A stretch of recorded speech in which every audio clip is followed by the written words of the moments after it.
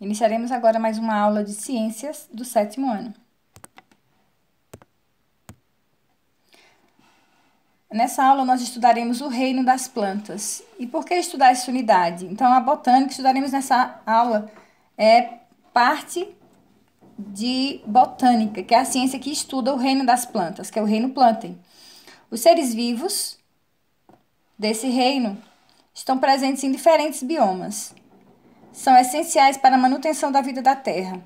E conhecer a diversidade dos seres que fazem parte desse universo de planta é fundamental para que a gente possa compreender as relações desses seres vivos com o ambiente e também com o ser humano.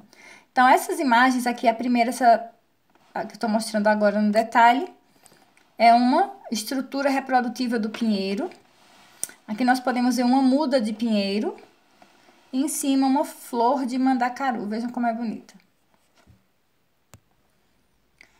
Olhando mais algumas imagens, aqui é a folha de uma samambaia, uma flor de lótus, aqui frutos da cerejeira, aqui um tronco e uma raízes de uma planta chamada sumaúma e um broto da samambaia. Então, veja que bonito. No tema 1, nós veremos as características gerais de uma planta. Observemos essa imagem. Atualmente, são conhecidas cerca de 250 mil espécies de plantas. Esses organismos, eles possuem grande diversidade de formas e cores, porém compartilham algumas características. Por exemplo, eles são pluricelulares e eucarióticos, ou seja, são constituídos de mais de uma célula, quando nós falamos em pluricelulares, e quando falamos em eucarióticos, que essas células têm núcleo delimitado por membrana e vários tipos de organela. São também denominados autotróficos, pois são capazes de produzir seu próprio alimento por meio da fotossíntese. Aqui na imagem A, a gente observa um musgo, que é uma planta com 1 centímetro de altura. Na letra B, a gente pode observar um licopódio. Na letra C, esse alcança 60 centímetros de altura. Na letra C, a gente tem aqui uma araucária, muito comum na região centro-oeste do Brasil, que pode atingir 35 metros de altura. E aqui um tomateiro, no máximo ele alcança 45 centímetros de altura. Então, são diversos representantes do reino Plantae com características e tamanhos diferentes. Conheceremos agora as células das plantas. Vamos ver a imagem. Então, essa imagem é uma imagem de células das raízes de uma planta aquática. Então, a gente observa aqui, ó, esse formato meio que geométrico, dividindo as células dessa raiz, da raiz dessa planta. Então, essas são as divisões. A gente pode observar em azul o núcleo da célula, em verde os cloroplastos de cada uma dessas células, em amarelo as mitocôndrias, estão aqui representadas na cor amarela, e em preto, que são essas divisões, são a parede celular, tá? Essa é uma imagem de um microscópio eletrônico. Vamos aumentar um pouco mais. O que é uma parede celular? Então, essa linha aqui em preto é a estrutura que está localizada na parte externa, a membrana celular. Ela é constituída por substâncias como celulose e lignina, que conferem rigidez e suporte à célula e, consequentemente, à planta.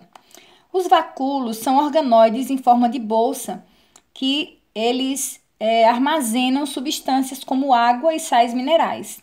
Já os plastos ou os plastídeos são organoides que recebem esses nomes específicos dependendo da cor das substâncias que armazenam. Por exemplo, os cloroplastos, eles apresentam a cor verde, porque eles armazenam, eles têm o pigmento verde. Já tem também os cromoplastos e também os leucoplastos.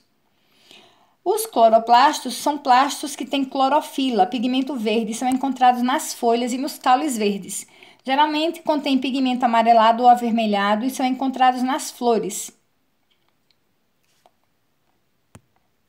Também em folhas velhas, em algumas raízes ou nas cascas e polpas de certos frutos. Já os leucoplastos não são pigmentados e armazenam substâncias nutritivas, principalmente amido. Costumam ser encontrados em paredes ou em partes de plantas que estocam matérias, como certos tipos de raízes e caules. Vamos ver agora um pouco dos tecidos das plantas. Essa imagem está na página 374, ela mostra um pouco do tecido, dos tecidos das plantas. Então, aqui está uma planta completa e aqui vamos observar esse primeiro, ó, tecido de revestimento. Começar por esse aqui presente na folha. Então, foi tirado um pedacinho da folha e aqui foi aumentado esse pedacinho. A gente observa a imagem do tecido de revestimento. Então, as células que compõem esse tecido de revestimento são achatadas e formam uma ou várias camadas. Esse tipo de tecido, ele protege a superfície da planta, evitando a perda excessiva de água.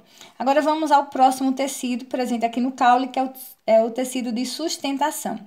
O tecido de sustentação, ele possui paredes grossas e sua função é dar suporte e proteção aos órgãos das plantas, principalmente as de pequeno porte. A parede celular das plantas de grande porte, como as árvores, geralmente contém uma substância chamada de lignina, que é o que dá maior sustentação ao organismo. A gente vai ver agora os tecidos de condução, os tecidos condutores, tá? Então, aqui tem tirado um pedacinho, aumentando o tecido de condução. Eles são responsáveis pela condução de substâncias para várias partes da planta. Existem dois tipos de tecidos condutores, o xilema e o floema. Esses tecidos têm diversos tipos de células, muitas das quais são semelhantes a tubos finos. O xilema, por exemplo, ele conduz a seiva mineral, que é a seiva rica em água e sais minerais, que vão das raízes até as outras regiões da planta. E o floema, ele conduz a seiva orgânica rica em açúcares, que ele vai das folhas até as outras regiões da planta. As células que formam o tecido de crescimento, a gente pode ver um detalhe do tecido de crescimento aqui na raiz, se dividem continuamente, também chamado de tecido meristemático. E ele é responsável pelo crescimento da planta e está presente nas pontas e nos caules e também nas raízes. Na próxima aula nós veremos como as plantas se classificam. Então, a gente termina esse vídeo e passaremos para o próximo.